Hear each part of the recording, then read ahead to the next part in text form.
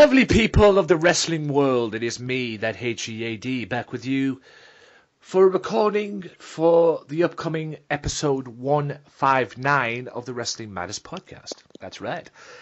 We had her on last time. She's back. We're going to talk WrestleMania, plus a few other things here and there, but mainly about WrestleMania. It's Lexa Rose. She's back. What's going on, Lexa?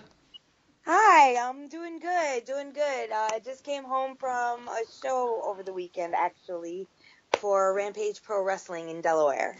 Yes, there was a bit of an issue whether or not you'd be back in time. Yeah, but we made good timing, thank goodness. So. Yes, and this was meant to happen a while back, but due to other stuff getting in the way, time changing over in America and everything, me being ill, which was not good, and not one of the best fortnights of my life, I can tell you that for nothing. We had to change things around, but we finally get to do it. Yay! And, yeah, what the perfect time to do it, ladies and gentlemen, because as we've done this, last week was WrestleMania, and that's what we're going to talk about as well, because I definitely want to get your opinions. But, before we get into the nitty-gritty, what have you been doing since I last spoke to you, man? What's up? Just working out, focusing on school and wrestling. Actually, in the process of finally getting gear made, which should be hopefully done by June. We're hoping the latest. Been wrestling. We just stepped foot into Delaware, and the crowd loved it. They don't really see that many females, so it was, exciting for them to see some girls go at it, and it was just definitely a fun, little mini vacation for the weekend. Yeah. But yeah, just wrestling, and also I've been working on my makeup vlog. Ooh. So, I don't know if we had spoken about it before, but I have a makeup vlog on YouTube now called Wrestling with Beauty, where I do makeup tutorials based on looks inspired by wrestlers, and I've got quite a few videos up, so yeah. Well, I will give you a spot later on towards the end of this where you can plug it all, as I always do with my guests, so you can plug all that later on. But like I say, guys, be sure to check that out. Yeah, like I said, so you're back in the ring now, because last time you mentioned, if I remember correctly, you mentioned that you were managing a lot. Yes. As well, so now you're back in the ring, so that's good to hear. Because you'd prefer to be back in the ring than being a manager, right? Yeah, I really do. You get that itch when you see people that you love and care about, and supporting this business in the ring, doing their thing, and then you kind of get that itch, and it just drove me crazy to not get in the ring and actually perform. So, shout outs to everybody that's been doing their thing and giving me that itch to get back in the ring. So I'm pretty happy with that. Yeah, I feel you on that one, because you do something for a brief period of time and you love it so much, and then you get injured, or something happens to prevent you from doing that. And you see all the other people doing it, and you think, I wish this fucking injury would go away so I can get back in there. Exactly. Get back in there. I've done it. I've had it many, many times in the past and everything. Have you got any more shows coming up? Because you were at Rampage over the weekend. That's why we nearly came close to not doing this, guys, but thankfully she got back in time. But I actually got another one coming up in not this April 15th, I believe. What is next? The 22nd of April. We're going back out to Delaware. Not too sure the name of the promotion. Actually, we were kind of referred by one of our trainers, so we're kind of just road tripping it with him. I mean, that's kind of how we did it this time, and we made a good first impression, and we were able to network and introduce ourselves and get our foot in the door. So yeah. It's going to be fun to go back and see some familiar faces. Hey, whatever gets your foot in the door. Whatever gets that foot in the door. Whatever gets that foot in the door, indeed. I was going to say April 15th, it's Easter weekend. Yeah. Because I'm working on the Monday. Yep. I'm turning into Rob Van Dam, ladies and gentlemen. I missed the Monday night. That's right. I'll be working Monday. Yay. So, so with that being said, have you, in your wrestling career, no matter where it is you've been, no matter who it is you've been around or whatever, backstage and everything, have you ever witnessed anything in terms of bullying taking place? I have seen it, and it's a lot of it's directed at me, but it's usually on social media. I Yeah. don't usually see it like directly, but there are, cliques within, the wrestling business. Yeah. So, I mean, I'm not going to say I've never seen it, but I know it happens. It's just the reason why I brought that up, ladies and gentlemen. We're going to get right into it right now, a little smooth segue. It seems that Mauro Ranallo, SmackDown Live's commentator, has left WWE. He's done with WWE. All due to one person. Old cowboy himself, John Bradshaw Layfield. Oh boy. Because apparently he's been accused of bullying again. And like I said to Lexa before we started recording this, the last time he tried to bully an announcer, he ended up getting smacked in the mouth by, I believe, was one Joey Styles. But it seems this is all basically the fallout from Justin Roberts' book. Because apparently Justin Roberts has accused JBL, according to his book, of bullying him as well. So it seems that Mauro Ranallo, the, I guess now, former commentator of SmackDown Live and former commentator of WWE, I guess, things might change, is now gone. And it's all because he's been having depression and stuff like that. And it's all due to JBL. I've got a little bit more, but what's your thought on this? I mean, what's your thought on JBL full stop, quite frankly? Honestly, I think it's a bit unfortunate that nothing has really been done about it, especially if this isn't like the first incident that it's been happening to. Like, Mauro Ranallo is a really great commentator. I think he's phenomenal. He's amazing. He's energetic, and he does really good play-by-play calls. And I just think it's unfortunate that JBL feels, I guess, there's got to be some reason for him to be bullying these guys. I mean, I don't know the guy personally, so I can't say anything. But usually it kind of stems from like professional jealousy and such. I mean, I don't know. I just think it's really unfortunate that stuff like that goes on, especially when the WWE tries to, they have that "Don't Be a Bully, Be a Star" campaign against anti-bullying. Yeah.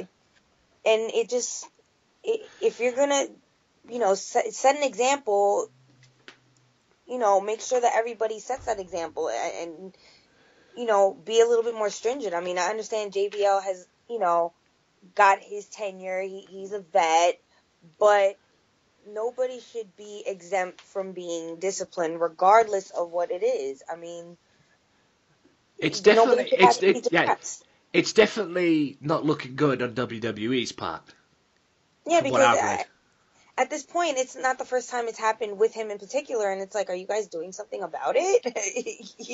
Yeah, It's troublesome. It really is. yeah, and like I said, last time he tried to do it, Joey Styles ended up punching him in it. I believe it was if I remember correctly, I believe it was an overseas tour of Afghanistan. I believe it was I might be wrong, but I believe it was the overseas tour of Afghanistan. But yeah, it's just same old John Layfield, man. I mean, apparently now, from what I've been told, WWE, or at least WWE have been receiving stuff, and apparently the WWE fans in particular are calling for JBL's head. Basically, they're calling for his head on a silver platter, because apparently there's petitions going out for him to get fired. And apparently also there's not only petitions going out for him to get fired, there's a hashtag going around, fire JBL. It Oh, seems now wow. it seems now that John is getting heat for this, and deservedly so, and he's not going to be. It's going to go up his rear end basically, and I don't know what the hell his future holds for Raw when the shake-up comes this coming week as we're doing this. Yeah. So he may very well, he could be out of a job depending on how this goes, of course. I mean, it's not looking good for one Bradshaw at the moment, but it's deservedly so, because there's a lot of cases going around involving Bradshaw that he's been bullying people. And like I say, I'm surprised that WWE, Vince McMahon in particular, haven't done nothing about it ASAP, and why they keep bringing this guy back. I mean, he's been gone for a while, and then they bring him back, and then, you know, to me it makes no sense. It's a very strong subject to talk about. I know, because I've witnessed most of it and everything. But surely when you cause somebody to have a depression, like Ronaldo, the way that's gone down and everything, you would think something needs to be done. Yeah. And what's sad about it is it's the WWE isn't the only place that this kind of behavior is happening to. It happens in a lot of the independent, circuits. Like, the guys that put their years into a promotion, sometimes look at the younger guys like, oh, who are these young cats? And, sometimes they'll bully them unless these guys, like, earn their respect. And sometimes it's not even easy because, there's like a specific criteria or standard that, some of these vets, hold themselves to. So they're not going to just like let anybody into their circle. Yeah, but WWE should have a standard with this, a standard policy with this. Yeah, because it happens everywhere. And if nothing is really done about it, it's basically downplaying and letting it be okay that this kind of bullying goes on. That, just because you're a vet, you can pretty much bully anybody you want or do pretty much whatever you want, and you don't have to face any repercussions because, you put your time into that company. Yeah, I mean, there's certain things that, you can't just, take for granted. I'm important. I've been here long. Like, that's great and all, but, if you're not, like, showing good moral character, like, why is somebody going to have someone like you on their team? And some promotions, they do that. They allow these guys to do that. Yeah. What really annoys me, though, about this kind of stuff, this bullying stuff, I mean, this is the kind of stuff you find in a school. Yes. And it's taken place in a multi-million-dollar company, WWE, probably the top company in terms of professional wrestling around, and it's been letting it down, and it's taken place in there, and nothing's being done about it. And like I said, this is more like school stuff. It's like, really? To be honest with you, I feel like, high school drama pales in comparison to, like, this kind of stuff because you're grown adults. You should already have outgrown that kind of aspect about yourself. I mean, I'm not going to say I wasn't bullied in high school. Of course I was bullied in high school. I'm bullied in this business. You think that stops me? No, but not everybody has thick skin like I do. So, of course, naturally, there's other people that shouldn't have to deal with it regardless. I mean, just because I have thick skin doesn't mean somebody else does.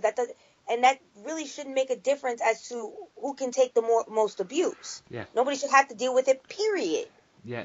And like I said, but when it causes somebody to have depression as well, like Ronaldo has been having, from what I've been told, that's what that in itself. I'm not saying that it hasn't gone too far when it's already started, but if somebody's getting depression out of this or caused to have depression, surely that's another thing to say, okay, this is now going too far, something needs to be done, kind of thing. But it doesn't go, it doesn't work like that, which is, I mean, stuff like this drives me crazy. Too far, though. That's my question. Like, how far is too far until you realize you made a mistake, and then you can't. The damage is irreparable. Yeah, I mean, I think this is irreparable. I can say that for nothing. Well, yeah, because the WWE lost a valuable asset because not for nothing, Morrow was great on the mic. And there was no reason for them to lose, such a valuable commentator, especially when, a lot of these guys, they're not getting any younger. I mean, they're going to have to make room for, a younger generation, fresh blood. And it's not easy to find somebody that appeals to the fans the way Morrow has. What really annoys me in a way, though, is they've actually brought JR back as well. They brought him back. Apparently, he signed a 2-year contract, even though he called the match at WrestleMania, which we'll get to later. But I was always thinking, can you imagine them two on the same announce team? I mean, that would be amazing in its own right. And now for this to happen, God. And it's unfortunate because now we'll never know. Yeah. I mean, hopefully they get this sorted out, and Ronaldo, who's apparently going back to his boxing and MMA stuff that he was doing before this, hopefully they can get him back in and maybe kick JBL out, sack JBL and stick Ronaldo back in the middle where he belonged and replace JBL with Tom Phillips. Yeah, I actually like Tom Phillips. I like the new commentators, the young blood. I'm pleasantly surprised at how well, the young guys are coming up in the commentating team. I mean, they're really good. I mean, I still, love JR and the King as like the ultimate commentating duo. But then, I kind of grew to like Michael Cole, as annoying as he is.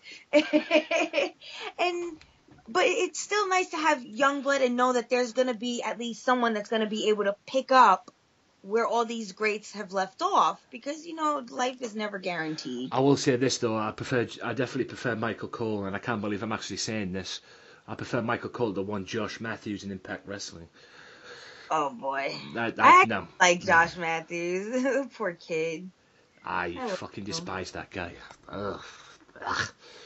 Anyway, but yeah, I mean, what's your take on JR coming back? I know we'll probably talk about this a little bit more during WrestleMania. Our WrestleMania awesome that I thought he calling the Undertaker's final match was like really awesome. Like nobody else could have done it but him. So it was nice to see him back. Yeah, not to sound like a dick or anything, and I don't mean to. And I can't help feeling this. But I'm glad they brought him back. Don't get me wrong. I'm glad WWE brought him back. But I can't help for feeling that they threw JR a bone. Because JR's been through hell the past past month or so. I mean, the poor sod's lost his wife. And do you think him coming back to WWE is possibly sympathy from WWE saying, you know what, Jim, come on back. You can come with us. You can come back and work with us again and all that. Because they fired him for something stupid before. That little 2K seminar involving JR, who's the host, Stone Cold, Daniel Bryan, Ric Flair, Paul Heyman, and Mick Foley and others. And a lot of stuff went down there involving Ric Flair and everything, and JR got the blame for that. So, I mean, I don't know what you think about this, but I can't help think they just threw him a bone, say, hey, come on back. And they've just done it because of what's been going on, basically. I mean, what's your take on that? I mean, don't get me wrong, I'm glad he's back. But I can't help but think that. I don't want to think that that's what happened. I think maybe they did it as like a little bit of a distraction from like, I mean, you lost the love of your life, you're going to feel it, right down to your bones. So I think maybe they did it out of sympathy, yes, but I think more, to keep his mind off of it. Because once you lose someone you care about, you start to get depressed, and then, it kind of spirals down from there. Maybe they wanted to make sure that, that didn't happen with JR, and they kind of kept him like, hey, we want to keep you, kind of distracted in a way, like constructively distracted from, what you're going through, and, give you like some sort of hope that, it's not all bad from here. I mean, don't get me wrong, it could possibly be that, or it could possibly be the fact that WWE might be shit scared of the fact that World of Sport is coming back in the UK. And if WWE hadn't brought back JR the way they've done and everything, maybe JR would have been the lead announcer for WOS, because the last time WOS was on TV was the new year, at the beginning of the year, and it did well, and JR was the lead announcer of that. He was announcing on that with Alex Shane, so maybe WOS thought, well, if we can get Jim Ross on here, that'll be great and everything. He can start calling wrestling again. And he can come on here. But obviously WWE have spoiled that now, haven't they? And he's back with WWE. Don't get me wrong, I'm glad they brought him back. But, yeah, it's 50-50. I'm just happy he's back at the end of the day. Yeah. I'm just happy he's back at the end of the day. What's your take on, shockingly as well, NXT? Drew McIntyre's back. I know. Formerly, Drew Galloway to you and now, ladies and gentlemen, if you watch ICW. But I got the shock of my life when I woke up Sunday morning, after the night after NXT TakeOver. I've seen NXT TakeOver. It was a very good show, but then again, that's NXT for you. And I couldn't believe what I was seeing. Drew Galloway, McIntyre, in NXT. Yeah, it was. Well, I didn't get to watch all of NXT TakeOver because we had done a show that weekend, and we weren't able to watch it until the next day, which is WrestleMania morning. And we were trying to watch it before WrestleMania started, but then the kickoff started at 5. And yeah, we didn't get to watch the whole thing, but we did hear about it, and we thought it was actually pretty cool because he had been. I know that he had been Vince's favorite for a time, so I figured maybe Vince was like, "I want him back." Yeah, but it was nice though to see him back. Yeah, we'll stick him in NXT though this time, and again get him like developed and everything, and hopefully this will work out for him this time around. I'm not keen because the way they've fucked him over the first time around. But the previous night, he was defending the WCPW title to Rampage Brown at State of Emergency, the WCPW show, because WCPW, War Culture Pro Wrestling, were over in America on WrestleMania weekend. So he was defending their title the previous night. So I don't know what the hell this leads to, because at the moment right now, as we're doing this, from what I've got, he's the WCPW champion. That's what I've got. I mean, WCPW hasn't been around yet, but it'll be back soon. I'm pretty sure of that. But yeah, the last time I checked, he was WCPW champion. Wow. So where this leads? And April 16th, which is, as we're recording this, it's April 9th, so that's next week, Easter Sunday. He's got to go to ICW for Baromania and face Jack Jester. Which leads me to believe that now that may very well be, or may very well be leaning towards a loser leaves town match with him and Jack Jester. And if that's the case, then we all know who's going to win the match. Jester. Yeah. Because McIntyre is now back in NXT. So I don't know if this is a full-time deal. He wants to be, from what I got in the interview, he wants to be NXT champion. That's what I've got. That's one of the reasons why he's back. Yeah. So whether this leads to him being back on the full-time roster very soon as well remains to be seen. But I'm interested. I'm interested to see what he's going to do. Will he be champion? Probably. But there's a lot of potential great matches that he's going to have. You know, Bobby Roode in particular. It's going to be glorious. Yeah, I just can't believe he's back. I just can't believe they brought him back. And he's not even the first of the many freaking, surprises. Yeah, especially at WrestleMania. Oh. And Raw as well. And in a way, well, Raw had the better of surprises because SmackDown only had Ty Dillinger and a few others as well, which didn't, I mean, the Ty Dillinger surprise just went over my head. And Nakamura as well, going to SmackDown. But like I say, with the shake-up coming this Monday, that might not last. But yeah, you know what? Let's do it. WrestleMania. Let's talk about it. Let's just get it on, get it over with. WrestleMania. Let's not pull that out anymore. What would you take of the pre-show? Because the pre-show, for those of you that didn't know, which I'm sure you all do, was the Cruiserweight Championship, Neville and Austin Aries. Yes. The Andre the Giant Memorial Battle Royal.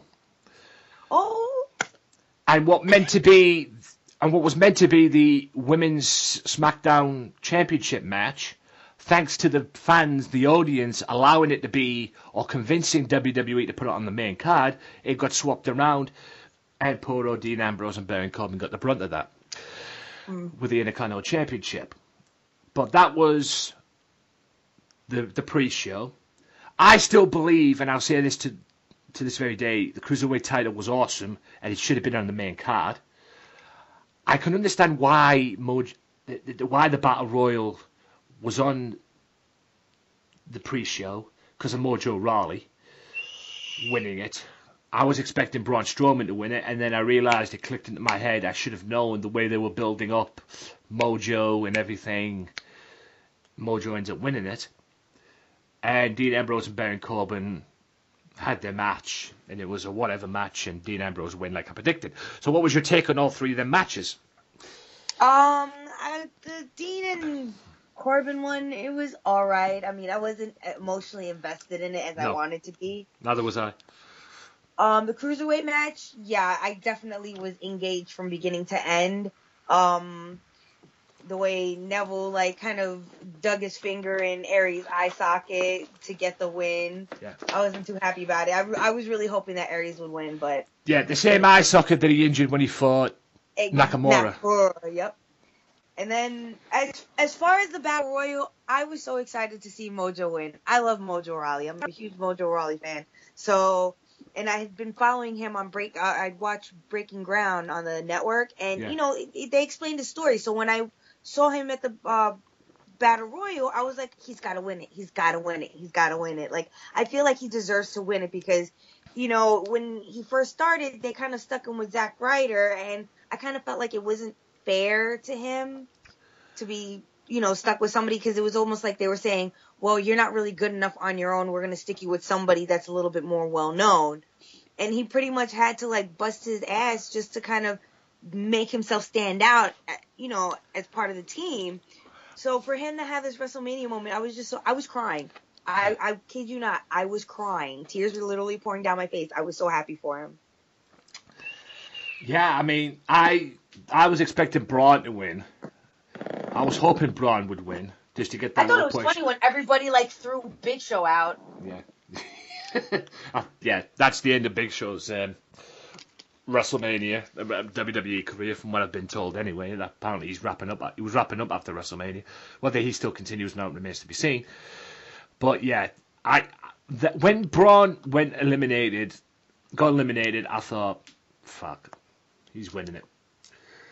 Mojo Rawley's winning it. And I should have known because of the way they were building him up on SmackDown. Because usually when you build up somebody like that, in the way that they did with Mojo, 9 times out of 10, he's winning it. And I should have known, I should have been aware of that. And the thought of him challenging next year at WrestleMania for the Intercontinental Championship or the US title or whatever show he's on or whatever title he's going to get, in a way kind of scares me. But hopefully they'll do something this time with him and Zack Ryder. I don't know when Zack's back. Apparently he's out injured at the moment, but I don't know when he's back. Maybe they'll put the tag straps on him and Zack this time. The high blows. No, I felt it was unfair what they did to Zack Ryder though when he won the Money in the Bank. What was it? Money in the Bank. The ladder match last year. Last year when they won the Intercontinental Champion, when he won the Intercontinental title and lost it 24 hours later to Miz. I felt that was so rude. It was WWE royally fucked him that night. I'm sorry, that's the only polite way of putting that. They basically said, "Oh yeah, we'll give you your WrestleMania moment," and then the next night we Raw, "Hey, you get in the corner, we'll just piss on you." There you go. Drop the title to Miz, we're done. Kind of thing. That was bullshit. Yeah. Complete bullshit.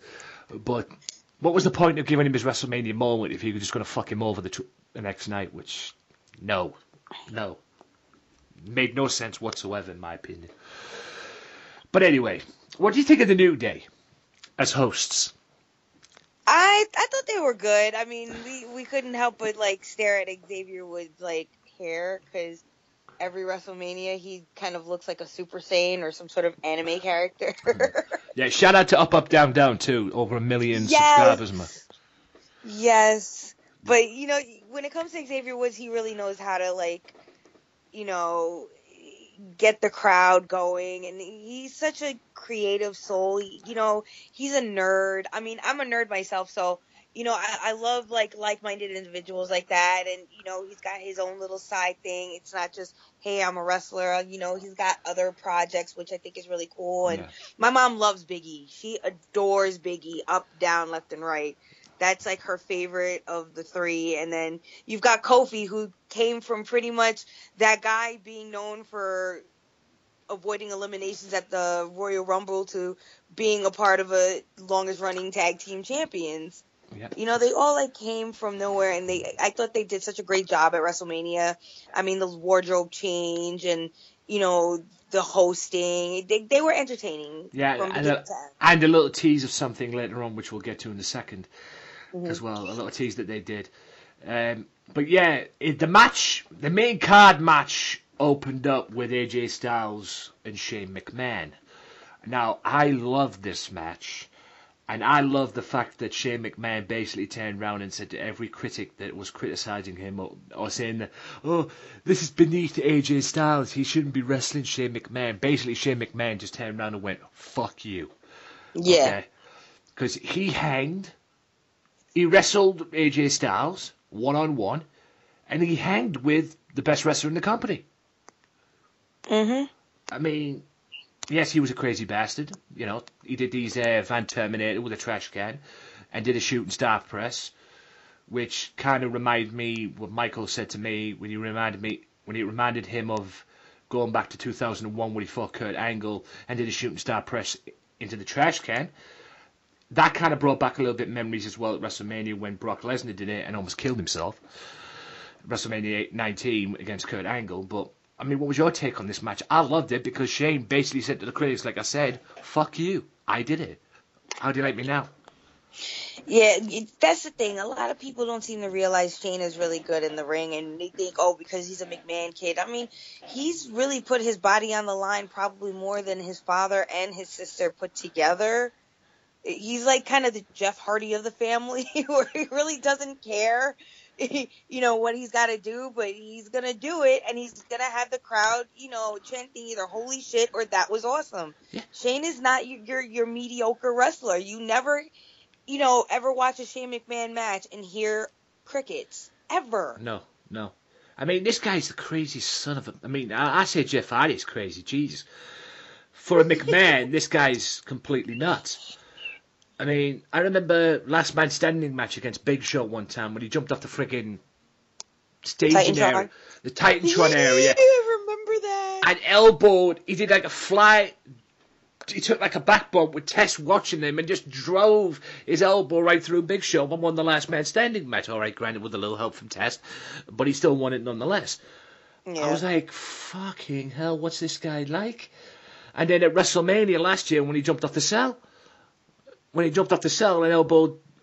went to elbow Undertaker through the announce table and just crashed through the announce table. I'm like, I remember that. Oh my fucking God. The Undertaker looked up at him and he was like, fuck this shit, and he just hopped right off. Yeah. I know Undertaker's human in that, but like I say, I watched that and thought, Undertaker looked up and just went, oh shit. Move quick. Fuck like, that. Sorry, Shane. Yeah, sorry, Shane. You're not elbowing me from that height. No chance. Mm. But Jesus Christ. I mean, he's not the best wrestler in the company. Vince McMahon sees Shane McMahon as an attraction now. At WrestleMania. For WrestleMania, anyway. And he could attract like an audience, and he'd done that as well. And he definitely did that with AJ Styles. Yes, granted, AJ won, and deservedly so, kind of what... give him his WrestleMania win, because to be honest with you, and I've got nothing against Chris Jericho, he should have had it last year. Sorry, Chris. But he got it this year, and he got it at the expense of Shane McMahon. I thought they would have went with Shane, considering what AJ did to Shane building up to the match, but, fair play to Shane McMahon, fair play to AJ Styles, and fair play to both of them for the match as well, because it kicked off WrestleMania in the right way. I didn't think it was good. I mean... I was expecting a no-holds-barred type of match with it, but I'm kind of glad it wasn't, because Shane proved himself in that match to me. Yeah. Very much. He didn't have to do too much. Nope, he didn't have to do too much. He did what he could, and he did it the right way. Now, a little predictable match, but the right guy won at the end. because it was like a perfect way for him to get his revenge on him. Kevin Owens, Chris Jericho, United States title. Now, this was based off what happened at Fastlane when Owens lost the title, and then the next night they made the match for WrestleMania, and Owens said, I'm going to take your US title because you cost me my Universal title, and it happened. And it was a great... I loved the match, but I loved the ending of the match better than anything, because usually you would see Kevin Owens do the pop-up powerbomb and all that, and it'd be over, or whatever other finishing move he does, and it's over like that. But he did the pop-up powerbomb, but they brought in that oh my god moment where he powerbombs him on the apron. Powerbombs him on the apron, put him back in the ring, 1, 2, 3. Owens is a champion. I mean, what was your take on it? I loved it. I loved the ending. I thought the ending was the best part of the match. Sorry, Chris. It was, though. Like, the match was definitely good from beginning to end. I could safely say that. Yeah. It was a predictable match for me, but, you know, it was what it was. You know, it could have been better, but, yeah, you know. Definitely could have been better, but, you know, it was okay for what they had, and, like I said, the right guy won at the end of the day, Kevin Owens. Unfortunately, and the reason why, there's a rematch between the two now for the US title at Payback, I believe. And then after that, Chris Jericho's will have to do Fozzy. Yeah. So we won't be seeing him probably after Payback until at least SummerSlam, I would imagine. Because surely it doesn't take that long to do a tour. But then again, I might be wrong. I was disappointed in this next match in a way. But the right person won, don't get me wrong. Women's Fatal 4-Way for the Raw Women's title. Bayley, Charlotte Flair, Sasha Banks, Nia Jax. I can't help but think they screwed Nia Jax over in a way in this match. Or made her look like a complete idiot. Yeah, I felt like she should have been the last one in there with Bayley instead of Charlotte. She was dominant at the thing, you know, she was dominant, showing her dominance and doing all that, you know, just beating them up and showing that she's the power, you know, the dark horse of the match and everything. And the next minute, they triple team her and then triple pin her, and she's eliminated. Yeah, didn't they all like just jump on top of her? Exactly, that's what I'm saying. Triple pin, just piles on top of her. Dope. Yeah, they made her look like a fool, and it wasn't that didn't go down well for me in terms of Nia Jax. Hopefully, she can bounce back from that as well. I mean, but yeah, you show dominance in a match, and then you get pinned and get treated like a fool. No, that don't work. But Sasha Banks ended up getting eliminated next, and it was down to Charlotte Flair and Bayley, and thankfully Charlotte Flair lost. I've got nothing against Charlotte, don't get me wrong, but I want to see a fresh champion. And hopefully now that Bayley won the match, hopefully she can have a somewhat long title run, and they don't play hot potato with the women's title anymore. Yeah. Because that's what was spoiling the Raw Women's title, in my opinion, anyway. But what did you think of the whole thing, besides the whole Nia Jax situation? It was still a good match. Again, I felt like Nia should have been towards the end. I mean, Sasha and Charlotte had their run. I felt like this was more to give Nia and Bayley, you know, a better shine. And they kind of just had it, Bayley and Charlotte, and it was just like, all right, we've seen this already. Can we have something else now? Yeah. Yeah. Like, I really wanted them to have Nia be more active in, you know, the match, but then she just gets eliminated, and it was just like, oh. Yeah, that was disappointing for Nia in that way. That was the disappointing part of the match. But Bayley wins, and let's pray to God they don't play a hot potato with the women's title anymore. Yeah. But now we get to the best part of WrestleMania, ladies and gentlemen, at least my favourite part of WrestleMania. Tag Team Triple Threat match for the Raw Tag Team titles. Oh, boy. Gallows, Anderson, Big Man, Enzo Amore, and Big Cass, and Cesaro and Sheamus. It was getting ready. They're all getting ready to go, but then New Day pops out. and announces that it's going to be a fatal four-way match. And everybody thought, the way New Day were, because they were in the gear, everybody thought it was going to be them. But it wasn't. And after dropping the ROH World Tag Team titles the previous night to the Young Bucks, in a ladder match, I might add, they're back. The Hardy Boys returned and were in the match. And not only were in the match, they won the tag titles. That was, I have to say, like, I have been waiting for them to bring the Hardys back for a long time. And I was so thoroughly happy. I don't know about them winning the tag titles. I'm kind of like on the fence with it because as much as I love the Hardys, I feel like this should have been Enzo and Cass's time to win the titles. I was expecting a Cinderella story, to be honest with you. Yeah, but then they brought the Hardys back, and I was just like, all right, that's fine. But I had no problem with the Hardys winning it, but I mean, I'm not going to lie, I marked out the minute the Hardy Boys played, the Hardy Boys music played, which, by the way, ladies and gentlemen, that theme song goes back to 1999 at least. Yeah. Jesus Christ. I thought they were going to play, No More Words or the other stuff that they were doing before they left. But they decided to bring the old school one out, because that is old school, that theme song. But yeah, I mean, they're back. It's incredible. Like, my inner 90s child is, like, happy. Yeah, and don't get me wrong. I always loved the Hardys. Yeah, don't get me wrong. I followed them outside of where they were going and everything, with the Impact Wrestling and stuff. And my Hardy's still doing the broken gimmick on the way down the ramp, that long-ass ramp, even though they can't do it fully because of a little lawsuit they've got with Anthem and Impact Wrestling. Yeah. Yeah. And now that WWE's lawyers are involved, Anthem are fucked, basically. But, yeah, I mean, I don't know what the hell's the future holds for them. At the moment, right now, they are the Raw Tag Team Champions. The following right night, now they got a good thing going. Yeah, right now they're the Raw Tag Team Champions. Not only was this weekend good for them, and I said this to Michael, they must have had an epic weekend, but it must have been a brutal weekend for them. Because like I said, the previous night before WrestleMania, they were dropping the tag team titles of Ring of Honor back to the Young Bucks in a ladder match.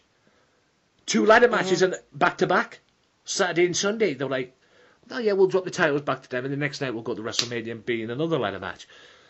So I don't think they really did that much. Jeff Hardy, 39 years old, still can jump off a freaking ladder, and almost kill Cesaro and almost injure Sheamus. I mean, even he said it on the video after the thing. I'm 39 years old and I can still jump off a 14-foot ladder. But it's, oh my God. I don't know what the future holds for them because the Raw Shake-Up is up this Monday, so we could see them on SmackDown, possibly. But at the end of the day, the Hardys are back. And I never thought I'd say that sentence. Because there was all rumors. The only thing I gotta say is about the Hardys. I'm just so grateful that Matt isn't known as the other Hardy anymore. Somebody said that to me at work. Somebody said that to me at work because back in the day, it was always Jeff first, Matt second. But now that Matt reinvented himself, it seems now it's the shoes on the other foot. It's now Matt first, Jeff second. So, hey, credit to Matt for that, to be honest with you. Yeah, considering all the stuff that he went through a while ago with, past relationships and stuff like that. Like, I felt like that kind of, like, putting his personal life out there like that kind of also made him look like the lesser-known Hardy, because it was just like, he definitely reinvented himself. Yeah. The reinvention is there, and now they're talking about Matt now, more, if not on the same par, than Jeff Hardy. Because Jeff's the man. There's no question about that, and he proved that in the ladder match when he jumped off that 40-foot ladder. I mean, the guy's 39 years old and he can still jump off a ladder. But, like I say, it seems now that Matt's getting more respect Yes. than Jeff, than he ever did back in the day, because it was always about Jeff getting that respect and nobody gave a flying fuck about Matt. But now it's Yeah. Matt's getting that rightful respect that, I don't know about you, but in my opinion, he deserves. And credit to him for that as well. I mean, but yeah, the Hardys are back. And I can tell you this right now, somebody at my work's very happy, I know that, because she's a huge Jeff Hardy fan. So, at the end of the day, it's cool to see the Hardys back. Now we go from the best moment of WrestleMania to, in my opinion, what was the low point of WrestleMania, in my eyes. And I'm not talking about Cena asking Nikki to marry him, because that was what it was. And to be honest with you, that wasn't a low point for me. That was just basically I couldn't give a flying fuck. But the mixed tag match was disappointing. I mean, I was hoping to see a little bit more out of Maurice. That's the thing, though. That's the thing, though. They made her look like a complete tit in this match. That's the thing that pissed me off. They made her look like a complete fool, like she didn't have a clue what she was doing. Correct me if I'm wrong. Wasn't she a Divas champion at one point? Yes, she was. And they look That's why I'm completely with you on this 100%. Like, they really did make Miz and Maurice look like a couple of jokes. Yeah. I mean, I have my feelings about Miz anyway, but Maurice, if I remember correctly, she's a 2-time Divas champion. If I remember correctly. But at the end of the day, she look like a schmuck. Yeah, at the end of the day, she's been a Divas champion. But they made her look like a complete idiot, like she didn't have a clue. Like she's never been in the fucking ring before. I look, I don't care what happens with Miz and everything like that, because I respect Miz for what he's done and everything, but there has been times I want to punch him right in the mouth. But surely, after the match, him and Maurice, mainly him, must have went backstage and pulled their friggin' hair out with that. Because how can whoever booked that match or agent that match must have lost his fucking marbles, or he or she's marbles, if it's she back there, agent or anything like that. But they must have lost their marbles because they made Maurice look like a complete tool. Because yeah, she's come back. All she's done. She's come back is manage the Miz. But what really pissed me off is she's been a Divas champion. She knows her way around the ring. She knows how to wrestle. But like you correctly said, they made it look like a joke. It hurts my brain. It really does. It hurts my feelings because, I grew up watching Maurice. And Yeah, I'm just like, I'm finally going to see Maurice back in the ring. She's going to school Nikki. She's going to make her look dumb. And all of a sudden, it was just like, wait. Why is Nikki making Maurice look like she can't wrestle? What is going on here? Why did Nikki outwork Maurice? Yeah. Why? I tell you why. Look who her boyfriend is. Actually, I'm really hoping that's not the case. I really am, because... It's not the first time. It's happened. I'm really hoping it was Maurice's choice. Like, look, I just want to, I'm just doing this just to kind of, I'm just doing it for my husband. I really don't want to, do too much or whatever. Yeah. If she chose to make herself look like that, okay, fine, but... Yeah, well, let's hope so. Let's hope that's the case anyway. But let's face it, it wouldn't surprise me if John Cena had something to do with that. Or the fact that Nikki's fiance is, whether we like it or not, the top guy in the company. But you've got to understand this. But that's why I like the whole conflict between the two teams, because the Miz made it look hilarious the way he was making fun of John Cena and the Total Bella show, Cena's house rules number 400 and something. It was just hilarious. Yeah. Hey, beautiful build up to the match. There's no question about that. Beautiful build up to the match, but the match was a clusterfuck. It was poorly done. And it was the downfall of WrestleMania in that respect. I mean, all right, you always get the one match that is the shit. This one was, in my eyes. I'm sorry. And then the proposal, and then the proposal, awkward and forced. Yeah, yawn. That was what it was. You can't You can say good things about it. You can say bad things about it. At the end of the day, it was what it was. You know, that was the kind of a regurgitated version of Miss Elizabeth and Macho Man, except them two did it better. At WrestleMania 7, if I remember correctly. Yeah, it was what it was. But I feel like that whole ending with John proposing to Nikki was exactly why The Miz did the freaking, you know, the spoofs. Because it's like, it's stuff like that, you know, he felt the need to spoof you guys. Like, it looked forced. Like, you mean to tell me she didn't know when he grabbed the mic that he was going to propose to her at WrestleMania? It looked so obvious. Yeah, and it's still, yeah, and they still continue to do it on SmackDown. The whole Total Bellas stuff and everything like that. But, yeah, the match was what it was. It's just a downfall, to be honest. And I did not like that match one bit. Speaking of matches I didn't like, although it was better than the mixed tag match, I'll say that. Seth Rollins, Triple H, non-sanctioned. I didn't like the match. I liked it. I liked the whole ending because we all know Seth Rollins was going to win, and I think Triple H may have been a little bit pissed off the fact that he lost to his own finishing move, but that's what you get, Triple H, for giving Seth Rollins your finishing move in the first place.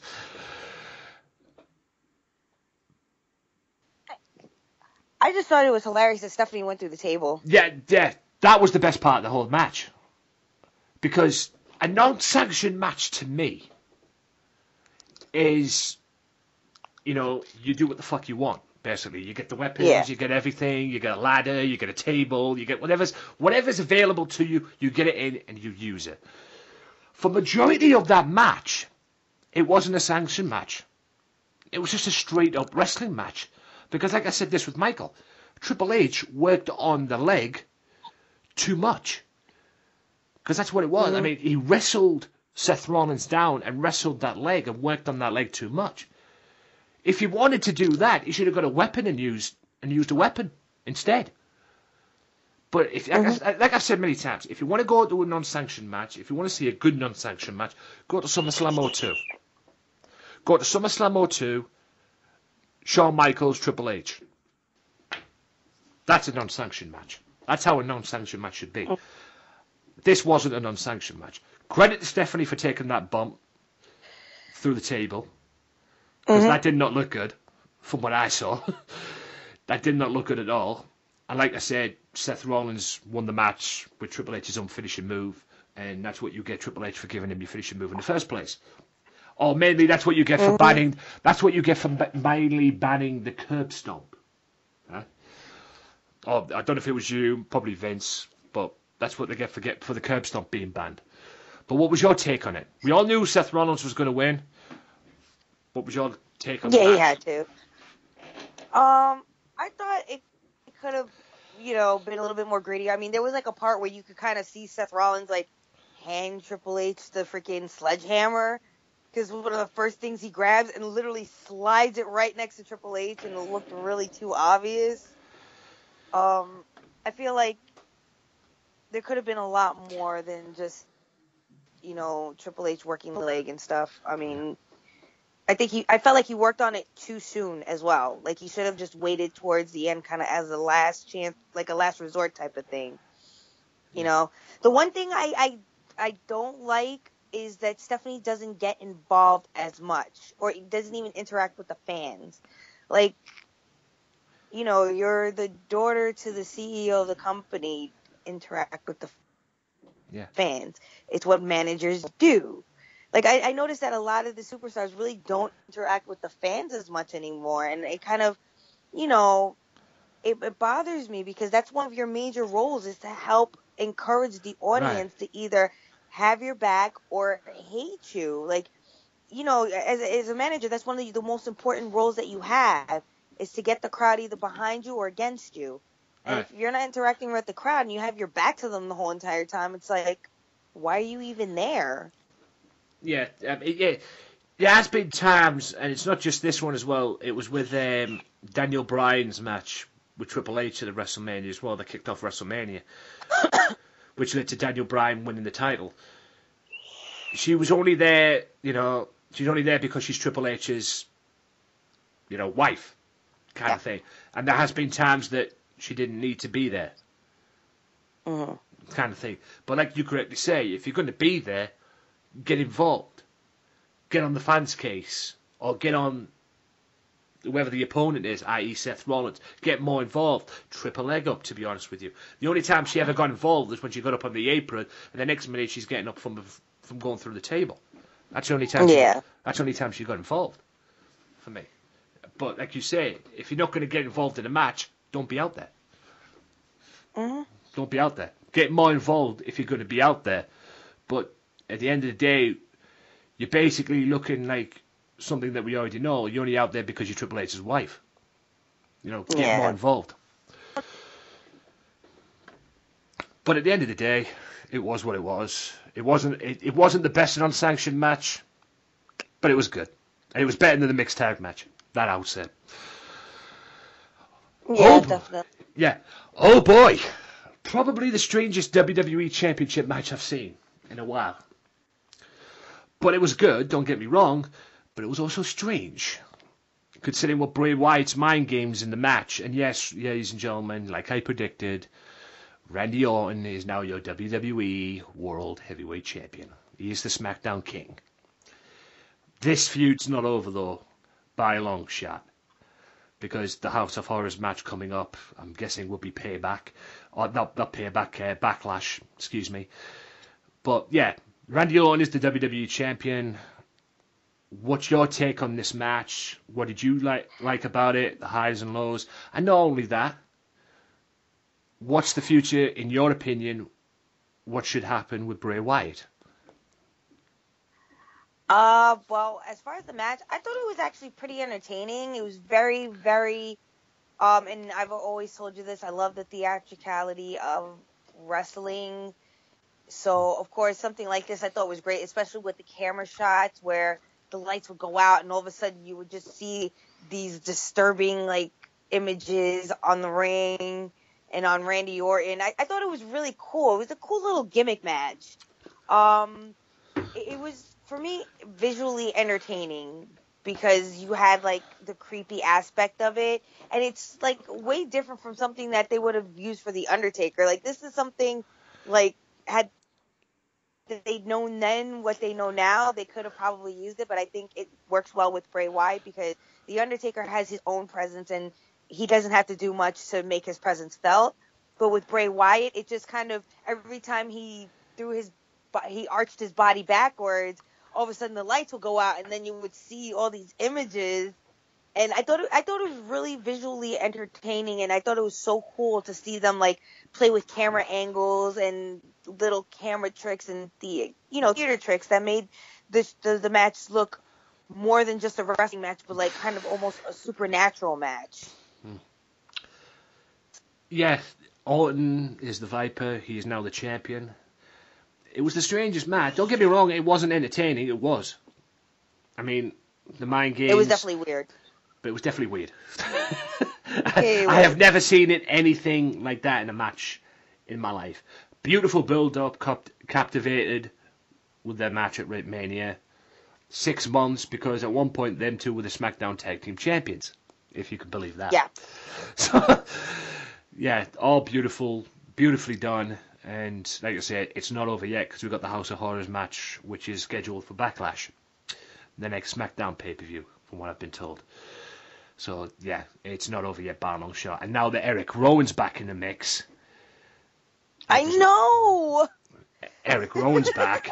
That makes it a little bit more intriguing because now where does Luke Harper stand with all this as well? Because now, yes, he's still the babyface. Yes, they had the tag team match on SmackDown. I was kind of hoping of a original Wyatt family reunion. But, yeah, we have a Wyatt family, it's just with two people. Bray Wyatt and Eric Rowan. Basically, but yeah, it's intriguing. And if I was Randy Orton during all this, I'd keep an eye on Luke Harper. Because although Luke Harper's breaking away now and doing his own thing, and he's broke away from the spell of Bray Wyatt, doesn't necessarily mean to say that he may go back to it. But we'll have to wait and see. Yeah. Brock Lesnar Not to sound like Paul Heyman. I didn't even watch that match. I just, no. Well, I'll go through it with you right now because it was suplexes, spears, 10 minutes of that. And at one point, Brock Lesnar suplexed Goldberg, I think on 2 occasions. Gave him his suplexes that he usually does. After the one suplex he gave, he bounced back up, and Brock turned round, and Goldberg almost speared him through the damn ring ropes to the outside. Oh, boy. And like I said to Michael, look, I know Brock's Brock and everything like that, but Jesus Christ, Brock Lesnar's got to be hating them spears. At one point, he's going to get up and say the amount of spears he has took over the period since Survivor Series and everything, since all this started and everything, he's got to think, I fucking hate them spears. But, like I've said many, many times, all the goofballs out there, why have they put the Universal title on the 50-year-old man? This was all build-up for Brock getting his payoff, if you will, and beating Goldberg finally to become the Universal Champion. I don't like the idea of where that's going now, from what I'm getting, but we'll get to that in a second. All in all, it was a long match. It wasn't 1 minute 26 seconds or whatever the fuck they had planned. Apparently, it was a 10 minutes of brutality. And Brock, the right guy, hate to say it, I love Goldberg, but the right guy won. At the end of the day, the right guy won. Brock Lesnar got his payoff. Where this goes, we don't know. SmackDown Women's Title. The match that was supposed to be on the pre-show until the proverbial voice of the voiceless, the WWE Universe, decided no, let's put them on the actual show. Let's get them on the main card. Which saw Alexa Bliss, Natalya, Carmella, Becky Lynch, my favourite, Mickie James, and Naomi, the returning Naomi. This was predictable for me, but for 5 minutes at the most, or whatever amount of time they had, 5-10 minutes at top, it actually was all right. But it was predictable because Naomi won. And we all knew if Naomi came back, because she won at an Elimination Chamber, and she was meant to go into WrestleMania as the champion, but she had to drop it the next night on SmackDown due to an injury. So we all knew, okay, she's going to come back at Mania and win the title in her hometown. Which to be fair, it should have went down this way to begin with. They should have had Alexa retain at Elimination Chamber and have Naomi go into WrestleMania, Alexa go into WrestleMania as champion, and have Naomi win it. I mean, what was your take on this? It's all confusing. WWE booking at its best. Well, I mean, the match wasn't like all that great, but I really did want Naomi to win because I thought it was like really unfair that, she gets injured and has to give up the title. Meanwhile, there's been other champions who've been able to wrestle injured. Well, basically like kind of be champions without having to like defend the belt, Yeah. And I thought when she came back, I knew it was going to be a predictable match, but I was expecting a little bit more out of the match, to be honest. Yeah. But for what it was good, but it could have been better. I will say that. Mm-hmm. But 6-person or 6-woman battle, 6-woman pack challenge, as it was meant to be. No appearance from scheduled people that were meant to be in this match. All WWE were trying to get for this match, like a Kelly and a Victoria and all that. They just left it to the SmackDown Women's division itself, and Naomi won the belt, which the rightful person won at the end of the day, but it was predictable. Yeah. And now we get to the sad part of WrestleMania, at least sad for me. Roman Reigns, Undertaker. I love the match for what it was and for what they had. It was a great match. A lot of botches in there, to be honest with you. But it wasn't the perfect match, I'll say that. But yes, ladies and gentlemen, Roman Reigns went over on The Undertaker and beat The Undertaker, which leads to the whole Brock Lesnar thing, which I'll get to in a second. But from what it seems, ladies and gentlemen, it is the end of The Undertaker. He took off his hat, his coat, his gloves, the MMA style gloves that he wears, left them all in the ring, walked up the ramp, and was gone. And it was being confirmed. It's over. WrestleMania 33 is the end of The Undertaker. And I don't know about you, but I was sad. Well, I can safely say my fiance Trigger wasn't too happy about it at all. He loves The Undertaker. He idolizes The Undertaker. So, you know, for him, it was like kind of an end of a childhood, end of an era kind of thing. And for me, it kind of broke my heart. Like, you know, when you hear something heartbreaking, you feel in the pit of your stomach. That's how I kind of felt. And I can only imagine how Roman Reigns feels, because I'm sure he felt the same way. He looked up to The Undertaker as his hero. So imagine having to be the one to retire your hero. Well, it's funny you bring that up, actually, because Roman Reigns came on an interview with ESPN and said that his win against The Undertaker felt more of a loss. Mm-hmm. Because, like you say, he beat the legend. And this does not sit well with WWE fans. If you watch Monday Night Raw and seeing Roman Reigns come out and get 10 minutes of complete hate, stood in the ring and took the heat and basically turned around and said, "This is my yard now. And I don't care what anybody says. No simple-minded wrestling fan could come up to me. Yes, he's positioned in the company as a babyface, but as far as I'm concerned, Roman Reigns is a flat-out heel. Because you do not stand in the middle of a ring, take 10 minutes of complete hate and, well, I wouldn't say abuse, of people saying, go away, fuck you, asshole, Roman sucks. It was so rude. This, and this. And nobody could say to me after that saying, alright, he's a babyface still, because he's not. People do not get him. And I said this the minute this match was made, because apparently Undertaker did this to put Roman Reigns over. He wanted Roman Reigns to go over. And whether it was a babyface or a heel, I don't know.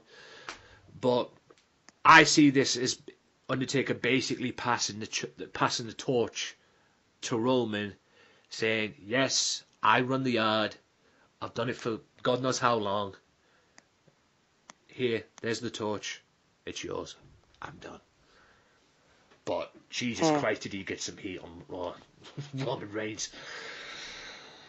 But what was your take on the whole situation from Roman Reigns? And what do you see the future for Reigns now? Honestly, I'm gonna be honest. Oh, please do. He just Monday Night Raw, the Raw after Mania, he cut one of the best promos ever in history. 4 words, short and simple, to the point. And even if he does get booed, I mean, look at John Cena. Look how that worked out for him. I mean, look at Kurt Angle. Look how that worked out for him. I mean, yeah. Is it really such a bad thing to be booed? Yeah, but this is worse than John Cena's though. This is worse than John Cena. To John Cena, him getting booed and that. Yes, he still had his legions of fans and everything like that. But to him, that was pantomime stuff. This is serious stuff for Roman, because basically he is beating the guy that everybody likes, like your fiance liked, like I liked. He hasn't just beaten a Triple H or a Goldberg or a Bray Wyatt or anything like that. He is beating the man many people, and I don't blame them to be honest with you, many people call Mr. WrestleMania, The Undertaker, in terms of the streak that he had. But at the end of the day, it is what it is. And like I said earlier on, they've positioned him in this spot now because they want another Brock Lesnar-Roman Reigns match, except this time for the Universal title. Because, to throw this question out with you, name two wrestlers who have beaten The Undertaker at WrestleMania.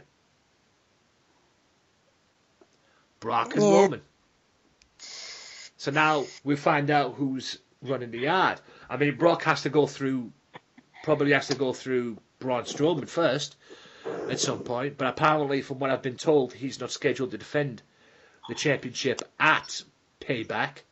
And apparently there's going to be a Braun Strowman-Roman Reigns match to determine the number one contender. So the next time you'll probably see Brock Lesnar defend the championship before SummerSlam anyway will be either in June or July at Extreme Rules or Bad Blood. Either way. But yeah, good God. I mean, what they're penciling in, at the end of the day, they wanted Roman Reigns and Brock Lesnar for WrestleMania next year. And there's talk about AJ Styles going to Raw, and they're going to put Roman on SmackDown to keep them away. So if that's the case, that leads me to believe that Roman Reigns is basically going to win the Royal Rumble of 2018 and then pick Brock Lesnar to fight at WrestleMania should he still be Universal Champion.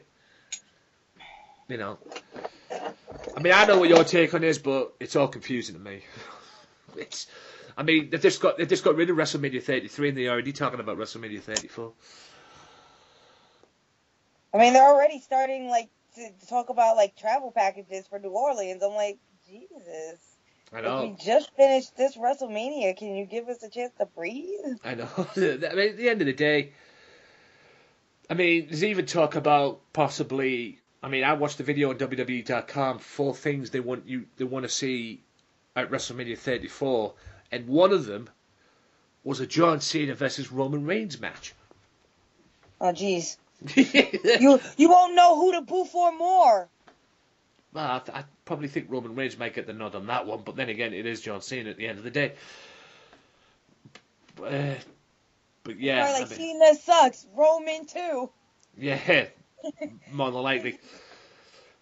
But like I said, I mean, things can change between now and WrestleMania. But at the end of the day, good grief. I mean, the whole thing was just—it's just mental. I mean, I can't wait to see what happens on the shake-up this coming Monday. So we'll have to check that out and see how that pans out. But yeah, it didn't look good for Roman. It didn't look good for Roman on Raw. But what's your take on the new GM of Raw? I'm actually kind of happy. I like good old Kurt Angle. Yes, it's just so interesting to see him back. I mean, it's nice to actually see him back. I mean, I heard he was hilarious at the Hall of Fame induction ceremony. He was. He put his remember that little cowboy hat he had? Yeah, I know. He wore it. Like, Kurt Angle's one of those guys that he was the original John Cena before John Cena was John Cena, because of course when he came out and they played his music, everybody was chanting "You suck." Yeah. And it's something that Kurt Angle has been familiar with for quite some time. So, like when he came out, you could almost see his face light up, he felt like he was home again. And I thought that was really sweet and endearing, because he was definitely a very important part of the WWE. Yeah. He brought a character to the ring that was a legit, genuine athlete, but was able to also make fun of himself as well. Yeah, and he was the mentor for John Cena as well. Because Mm-hmm. who did John Cena have his first match in WWE against? Exactly. Kurt Angle on SmackDown show. Mm-hmm. On a SmackDown show, he wrestled him, and that's the whole ruthless aggression era started as well. What qualities do you have? John Cena turned round, ruthless aggression, smack, and that's how the whole thing started off. So basically, people were all like, "Oh, why is John Cena putting Angle in the Hall of Fame and everything?" Think back to that, ladies and gentlemen. Yeah, really. As well, there was a case for maybe Stone Cold, maybe The Rock, maybe a Triple H, but yeah, think about, how it all started with John Cena and everything. I'll just read this little thing that I've just got from I'll give you the site, nodq.com. Oh God, that site. Yeah. WWE releases a brief statement regarding Mauro Ranallo's status with the company. Apparently, he is under contract until August 12, 2017. As previously noted, Ranallo has removed all references to WWE on his Twitter account. Ranallo has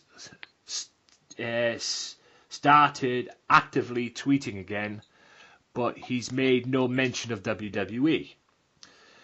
There has been talk about JBL playing a role in Ranallo being gone, as we talked about earlier on, from WWE, and Jonathan Coachman has gone as far as to state that he is no longer going to cover WWE on ESPN. Wow. That's a kick in the teeth. He's no longer going to cover WWE on ESPN. After serious soul searching, have decided that I will no longer be doing off the top rope or WWE related content. Will leave it to the pros. Dave Meltzer quickly responded to Coachman's comment and responded to a fan that said the situation sounds like celebrity gossip. Dave Meltzer tweets. Coachman claims he is done covering WWE. Exactly how the media figure should react when a legit story involving fellow announcers break. I think he's referring to what was said about Cody Rhodes back in the day when I believe somebody from ESPN, I believe it was a basketball announcer, disrespected Cody Rhodes, his father, Dusty Rhodes, I believe. I might be wrong on that. Like I said, don't quote me on that one, please. But there's the other one. That was the first tweet. The second tweet, harassing someone with a track record of mental health issues into leaving is celebrity gossip and not real news. Got it? Well, I disagree with that. Because it depends on what it is. It's not celebrity gossip. Because thankfully I haven't had mental health issues. But I've suffered from depression and anxiety. And that's some serious shit. Let me tell you. And like I said to you earlier on, Lexa, if somebody's causing or bullying somebody to the point where they end up getting depression, something needs to be done about it. And to be fair, I credit Coach for what he's done. If that's going down, then why should you cover WWE anymore with that? I mean, at the end of the day, what Coachman needs to do is look back on what was said. I believe it was on ESPN. I'm not quite sure. I believe it was part of ESPN when a basketball announcer or basketball pundit or somebody disrespected. I believe it was a part of ESPN, disrespected Cody Rhodes' father. And that. So, yeah. You need to look into your soul searching on that one, Dave. But I understand where he's coming from, don't get me wrong. But, yeah. I don't agree with the last tweet, to be honest with you, because it works both ways. Because, like I said, depression and anxiety, but mainly depression, is a serious thing. It is. It can stop you from a lot of things. Trust me, I know. Because I've had it myself. But at the end of the day, it's no serious matter. And I wouldn't necessarily say it's celebrity gossip or anything like that. This is legit stuff. But anyway, it is what it is at the end of the day. And hopefully this can be sorted out very, very soon. And, yeah. That about ends this. Oh, do you know what? I'll talk to you about something. What's your take on Impact Wrestling so far? Have you managed to watch Impact Wrestling? No. Honestly, no, I haven't. Although I know a couple of a couple of friends of mine that are on Impact. So, Yeah. Shout out to you guys doing your thing.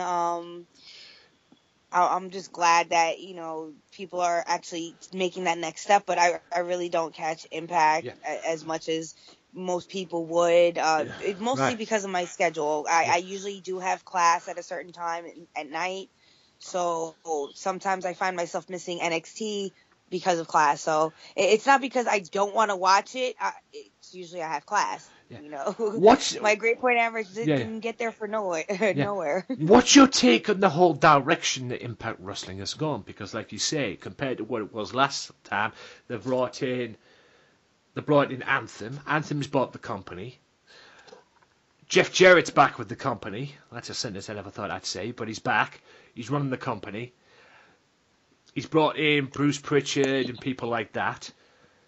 And basically, at least from what I got anyway, Jeff Jarrett did an interview with Hannibal and basically said now TNA, Impact Wrestling, and GFW are molding into one now. So, GFW seems to be now part of Impact Wrestling, and it shows this past week, for example. Magnus is back in Impact Wrestling. Chris Adonis is in Impact Wrestling, better known to you as Chris Masters. Right. In WWE. They bringing everybody in to Impact, to Impact Wrestling. Is that a good thing that they brought back, or do you think that this could end up think Impact could end up going back down the route they ended up going down? Obviously, there's a bit of stability there than there has been before, because now Anthem's came in and bought the company and got rid of the cancer, i.e. Dixie Carter. So, do you think this is a positive look for Impact Wrestling or TNA? Or do you think this could end up them going back down the certain path they've been down before? Because I've said this, if they don't get it right now, and they don't start rebuilding themselves quick, they never will. And it could end up being serious for them. Anyway, what's your take on it? Honestly, I'm hoping really for the best, for the sake of, the people that I know that are on TNA. I would like to think that they're going in a better direction than they were before. I'm just like praying that it doesn't go south. Yeah, we all are at the end of the day. Yeah, we all are at the end of the day, because let's face it, they've lost a lot of people. Hardys have gone. Mm-hmm. Galloway's gone. A few other people here and there have gone as well. Samoa Joe, Styles, Daniels, Kazarian gone. Aries. The shape of it is not what it used to be. But now they've got Anthem. Let's hope they can rebuild and get back to the shape they once were in. Obviously, they're not going to get back to the shape they were back in the day. But let's hope it doesn't just go. Let's hope they don't go back to square one again like they did last time. Because if they do, like I said, they will never bounce back from it. They've got rid of one issue, Dixie Carter. And I noticed this past week as well, guys, just to bring this up. James Storm is back. He was already in the company, but he's back as the cowboy, James Storm. Yeah. And his song, Long Necks and Rednecks. Long necks and rednecks are my friends. That one. It's back. Yeah. But there's a twist to it. Because it's not the original singer singing it. And the original singer singing it was Serge. Right? It was Serge, who was Dixie Carter's husband. They've actually got somebody else sing. Yeah, they've actually got somebody else singing it. And Serge is not with the company, because obviously Dixie's left, so he's going to follow. Yeah. So his wife's left, so he's going to follow it. And now they've got somebody else. I mean, if you watch Impact from this past week, and you watch that segment, or the segment involving James Storm, him coming out to the music, if you listen to the music very carefully, you will know that it's not Serge singing it. It's somebody else. I'd like to know, to be honest, who that person is singing it. Because let's face it, they're not doing a better job than Serge ever did. Because actually, Serge is a talented singer. But it's a shame, like I said, when he first left, when they had first announced him leaving, it's a shame he left. But yes, ladies and gentlemen, the Cowboy James Storm is back with the same music, just a different singer. So that's the changes in a way. And I'd love to know what Serge thinks of that, to be honest. Now he's gone. Obviously, like I say, his wife leaves, he's going to follow. But, holy moly. Yeah. They've got somebody else singing what was basically his song, and I think he created the song. Obviously, is it the Jim Johnson of Impact Wrestling, the guy who runs the guy who does the music there? I don't know who it is, but I can't remember his name. But obviously, he played some part of it. But Serge sang the song. Yeah. Now he's out the question and somebody else is involved. I'd love to know how that has went down. We're probably not going to find out, but like I say, I'd love to know how that has gone down.